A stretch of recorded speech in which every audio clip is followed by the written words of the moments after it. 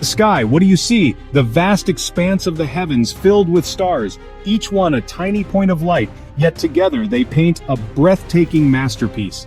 Psalm 19 begins with this awe-inspiring image, reminding us of God's power and majesty. The heavens are like a giant billboard proclaiming the glory of God to all who will look up and see. Day after day, the sun rises and sets, painting the sky with vibrant hues. The moon waxes and wanes, a silent witness to the passage of time. The stars twinkle like celestial diamonds, scattered across the velvet canvas of the night.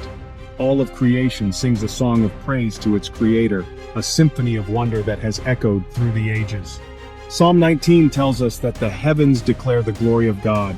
They speak to us of his power, his creativity, and his infinite love. When we take the time to appreciate the beauty of the natural world, we catch a glimpse of the heart of God. But Psalm 19 doesn't stop with the wonders of creation. It goes on to talk about the perfection of God's law. Just as the heavens are governed by unchangeable laws of physics, so our lives are meant to be lived according to God's moral and spiritual laws. These laws are not meant to restrict us or make us miserable. They are given to us out of love to guide us into a life of purpose and fulfillment. The psalmist describes God's law as perfect, reviving the soul. When we stray from God's path, our souls become weary and lost. But when we turn back to him and align our lives with his will, we find refreshment and renewal.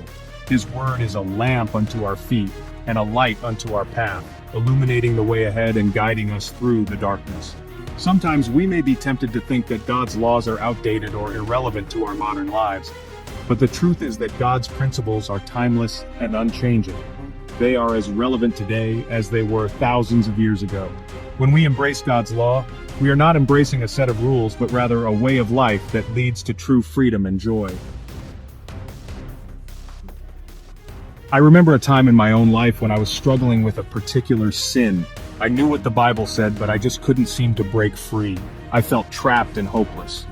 Then one day I was reading Psalm 19, and the words about the perfection of God's law jumped out at me. I realized that it wasn't enough for me to simply know God's law. I needed to allow his law to transform my heart. I began to pray that God would give me the strength and grace to obey him. I asked him to help me to see the beauty of his ways and to desire his will above my own. Slowly but surely, I began to experience victory in my life. It wasn't always easy, but as I continued to surrender to God's word and his spirit, I found the freedom and joy that I had been longing for. God's law is not a burden, but a blessing.